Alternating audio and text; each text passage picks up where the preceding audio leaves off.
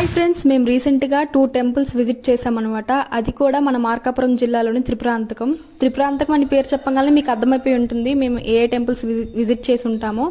So మీకు ఈ వ్లాగ్లో మేము ఫుల్గా అన్ని డీటెయిల్డ్గా చూపించబోతున్నాము. మేము ఎలా వెళ్ళాము, ఏ ఊర్ల నుంచి దాటి వెళ్ళాము అనేది ఫుల్గా చూపించబోతున్నాను.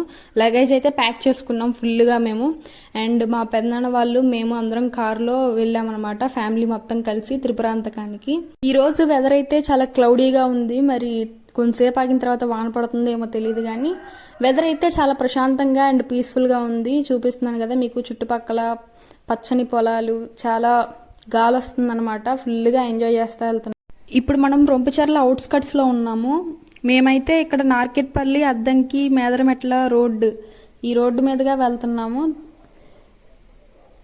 రీసెంట్గా తొలకరి చినుకులు పడినాయి కాబట్టి ఇక్కడ పొలాలన్నీ కూడా మెట్ట పొలాలు కాబట్టి దున్ని పెట్టుకున్నారు నెక్స్ట్ క్రాప్ వేయడానికి. ఈసారి ఎల్లీనా అని చెప్తున్నారు, మరి ఎలా ఉంటుందో తెలియదు. ఇక్కడ హైవే కాబట్టి రోడ్డు మీద గుంతలు కానీ ఇంకా రోడ్డు డ్యామేజ్ అవటం కానీ ఏం లేదు, స్మూత్గా వెళ్ళిపోతూ ఉన్నాము. అండ్ ఇక్కడ అయితే కొన్ని రోడ్డు కన్స్ట్రక్షన్ వర్క్స్ కూడా జరుగుతూ ఉన్నాయి హైవే మీద, మీకు చూపిస్తాను వాళ్ళు అన్నీ ఎలా చేస్తున్నారో. ఇదిగోండి ఇటు సైడ్ చూడండి, మొత్తం వాళ్ళు రోడ్ కన్స్ట్రక్షన్ అయితే జరుపుతున్నారు అక్కడ హైవే మీద ఒక సైడ్ మొత్తం. ఇక్కడ కొన్ని మిషన్లు కూడా ఉన్నాయి రోడ్ కన్స్ట్రక్షన్ కోసం, పెద్ద పెద్దవి. ఇదిగోండి చూస్తున్నారు కదా, ఇలాంటి మిషన్స్ అన్నీ తెచ్చి తారు పోయటం, ఇంకా చాలా ట్రక్కులు ఇవన్నీ తెచ్చి చేస్తూ ఉన్నారు హైవే మీద. ఒక సైడ్ మొత్తం వాహనాలు వెళ్తూ ఉంటే ఇంకో సైడ్ మొత్తం ఇలా చేస్తున్నారు.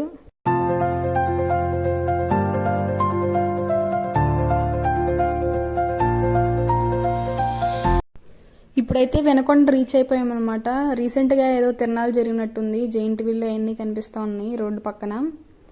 వెనకొండ రీచ్ అయిపోయాము. ఈ వెనకొండ ఇటు సైడ్ అంతా కూడా ఎక్కువ మెట్ట పొలాలే ఉంటాయి. మెట్ట పొలాలంటే తెలుసు కదా, ఎక్కువ వాటర్ ఉండవు. అక్కడ ఎక్కువ క్యాష్ క్రాప్స్ వేస్తూ ఉంటారు, లైక్ టొబాకో కానీ, కాటన్, మిర్చి, షుగర్ కేన్ ఇలాంటివన్నీ కూడా వేస్తూ ఉంటారు మెట్ట పొలాల్లో వెనకొండ ఇటు సైడ్. నేను మెట్ట పొలాలు ఎలా ఉంటాయి, ఏమేం పంటలు పండిస్తారో చెప్పాను. మన వ్యూవర్స్లో ఎవరికైనా మాగాడి పొలాలంటే ఏంటి, మాగాడిలో ఏమేం పంటలు పండిస్తారు బాగా అనేది తెలుసుంటే కనుక కింద కమెంట్ చేయండి. ఇప్పుడు మనం వెనుకొండ సెంటర్లో అయితే ఉన్నామన్నమాట, మనకు అన్నీ దొరుకుతాయి ఇక్కడ.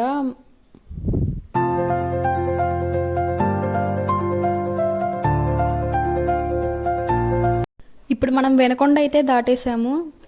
ఇక్కడ ఏ ఊర్లో చూసినా కానీ ఒక చిన్న చిన్న అమ్మవారి గుడి కానీ, సాయిబాబా గుడి కానీ ఇలాంటి గుళ్ళన్నీ కనిపిస్తూ ఉన్నాయి మంచిగా. వాతావరణం కూడా చాలా మంచిగా ఉంది, పక్షులు కానీ. అందుకే గాంధీ గారు పల్లెటూర్లు మన దేశానికి పట్టుకొమ్మలు అని అన్నారు.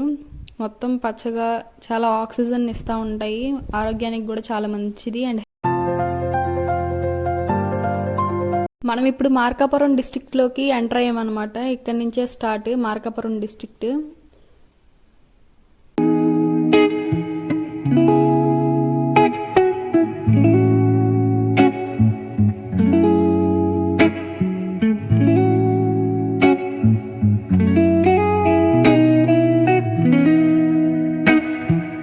దీని తర్వాత మనం ముదివేముల అండ్ ఎండూరివారిపాలెం ఈ ఊర్లు దాటాలన్నమాట. ఊర్లు దాటిన తర్వాత మనకి టోల్ గేట్ అనేది వస్తుంది, మేడాపి టోల్ గేట్. ఇంకా 1 కిలోమీటర్ దూరం ఉందంట మేడాపి టోల్ గేట్. ఇక్కడ కార్లకి వాటికైతే 55 రూపీస్ ఉంది టోల్ గేట్ దగ్గర, ఛార్జ్ చేస్తున్నారు వాళ్ళు. మ్యాక్సిమం దగ్గరికి అయితే వచ్చేసాము త్రిపురాంతకం దగ్గరికి. నియర్లీ ఇంకొక 15 మినిట్స్ అలా పడుతుందేమో అమ్మవారి గుడి దగ్గరికి వెళ్ళడానికి, బాలత్రిపుర సుందరి అమ్మవారి గుడికి. మేడాపి టోల్ ప్లాజా దాటిన తర్వాత మనకి ఎర్రగొండపాలెం త్రిపురాంతకం రోడ్డు వస్తుంది. ఆ రోడ్డు గుండా మనం వెళ్ళినట్టయితే మనకి డెస్టినేషన్ అయితే రీచ్ అయిపోతాము, అమ్మవారి గుడి. మీకు త్రిపురాంతకానికి ఆ పేరు ఎలా వచ్చిందో తెలుసా? ఎలా వచ్చిందంటే, ఇదే ప్లేస్లో శివుడు త్రిపుర అండ్ అంధకాసుర అనే 2 అసురుల్ని సంహరించాడు, అంతమొందించాడు కాబట్టి త్రిపురాంతకం అనే పేరు వచ్చింది. త్రిపుర ప్లస్ అంతకం, అంతమొందించాడు కాబట్టి త్రిపురాంతకం అనే పేరు వచ్చింది. అలాగే ఆ అసురుల్ని సంహరించినందుకు శివుడికి కూడా ఒక కొత్త పేరు అనేది వచ్చింది, ఆ పేరే త్రిపురాంతకేశ్వర. ఆ పేరు మీదే ఈ త్రిపురాంతకంలో ఇంకొక టెంపుల్ కూడా ఉంది, బాలత్రిపుర సుందరి అమ్మవారి టెంపులే కాకుండా ఈ టెంపుల్ కూడా ఉంది. ఈ టెంపుల్ పేరు ఏంటంటే శ్రీ త్రిపురాంతకేశ్వర స్వామివారి దేవస్థానం అనమాట. ఈ టెంపుల్కి కూడా మేము వెళ్ళాము, వీడియో లాస్ట్ వరకు చూడండి. ఈ టెంపుల్ని కూడా మేము విజిట్ చేసాము, దాన్ని కూడా మీకు వీడియో ఎండింగ్లో చూపిస్తాము. ఇక్కడ చుట్టుపక్కల మొత్తం కొండలే ఉన్నాయి, డ్వెల్లింగ్స్ కూడా ఎక్కువ లేవు, అండ్ అక్కడక్కడ మాత్రమే కట్టుకొని ఉన్నారు. ఇక్కడ పురాతన కాలంలో కట్టిన కొన్ని గుళ్ళు కూడా శిథిలావస్థలో ఉన్నాయి అన్నమాట. మీకు ఇప్పుడు ఒకటి చూపిస్తాను. అక్కడ కొండల మధ్యలో ఒకటి ఉంది, అదిగోండి చూస్తున్నారు కదా, అలా శిథిలావస్థలో ఉన్నాయి. నియర్లీ ఇంకా దేవుడి గుడి దగ్గరికి వచ్చేసాం మనం, అమ్మవారి గుడి దగ్గరికి. ఇంకొక 5 minutesలో అయితే వెళ్ళిపోతాము అమ్మవారి గుడి దగ్గరికి. ఫైనల్లీ అమ్మవారి టెంపుల్ అయితే రీచ్ అయిపోయాము. ఇలా ఎంట్రన్స్లో నుంచి అయితే మేము లోపలికి వెళ్ళాము అమ్మవారి గుడిలోకి. వెళ్ళంగానే మాకు ఒక 2 కొండ ముచ్చులు అయితే కనిపించినాయి అక్కడ కూర్చొని. అండ్ ఇక్కడ మనకి పూజకు కావాల్సిన సామాగ్రి మొత్తం ఇక్కడే ఉంటాయి. అండ్ వెంటనే కాళ్ళు కడుక్కొని మేము గుడి లోపలికి అయితే వెళ్ళి, ఎవరైతే ముడుపులు కట్టాలనుకుంటున్నారో వాళ్ళు ఇక్కడ చెట్టుకైతే కడుతున్నారు.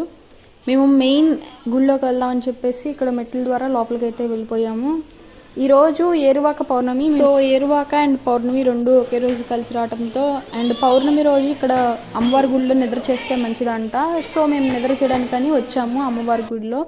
చాలా మంది అయితే వచ్చారు. మేము కొంచెం ఎర్లీగా రావటం వల్ల చాలా తక్కువ మంది ఉన్నారు, అండ్ ప్లేస్ కూడా దొరికింది మాకు. సో మేము నిద్ర చేయడానికి తెచ్చిన వస్తువులు మొత్తం ఒక ప్లేస్ చూసుకొని అక్కడ పెట్టేసి మేము అమ్మవారి దర్శనానికి అయితే వెళ్ళిపోయాము.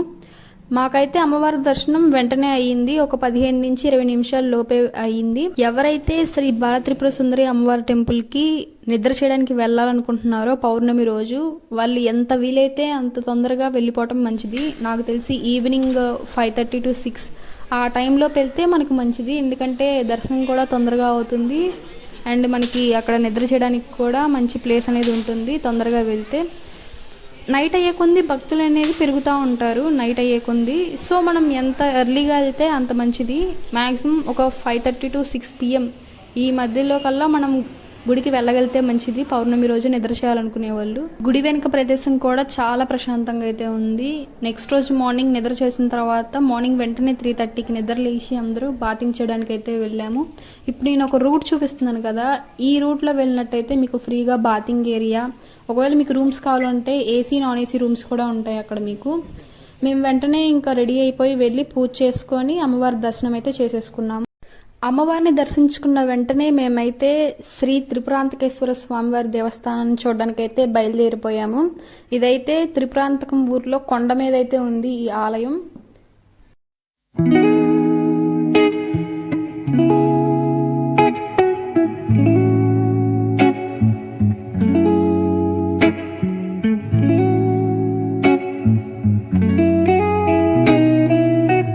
ఇక్కడ ఆలయం చుట్టుపక్కల సరౌండింగ్స్ అయితే చాలా పీస్ఫుల్గా అండ్ చాలా ప్రశాంతంగా అయితే ఉన్నాయి. భక్తులు కూడా ఎక్కువ మంది లేరు.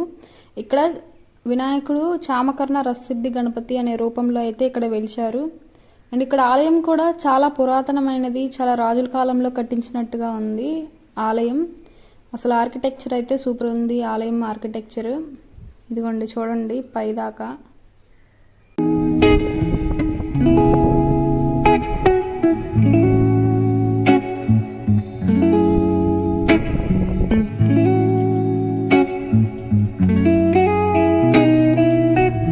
ఈ ఆలయ ప్రధాన దైవం వచ్చేసరికి త్రిపురాంతకేశ్వర స్వామివారు అనమాట. ఇక్కడ మీరు చూసుకున్నట్లయితే నాగమ్మ తల్లి, అదే కాకుండా చిన్న చిన్న గుళ్ళు ఉన్నాయి, ఇంకా చాలా దేవతలకు సంబంధించిన చిన్న చిన్న గుళ్ళు అయితే ఉన్నాయి. ఇక్కడ వాతావరణం కూడా చాలా అంటే చాలా ప్రశాంతంగా ఉంది. గాలి అయితే ఫుల్ వస్తుంది. మేము ఉదయాన్నే 6:37 కల్లా ఇక్కడికి మేము రీచ్ అయిపోయాము. అండ్ చుట్టుపక్కల వ్యూ కూడా చాలా సూపర్గా ఉంది. విలేజ్ వ్యూ మొత్తం త్రిపురాంతకం మొత్తం కనిపిస్తుంది ఇక్కడ ఉంటే. మీరు కూడా త్రిపురాంతకం వెళ్ళకపోతే తప్పనిసరిగా వెళ్ళండి. అండ్ వీడియో నచ్చినట్టయితే లైక్ చేయండి, షేర్ చేయండి, అండ్ సబ్స్క్రైబ్ చేయడం మాత్రం మర్చిపోవద్దు. ఉంటా, బాయ్.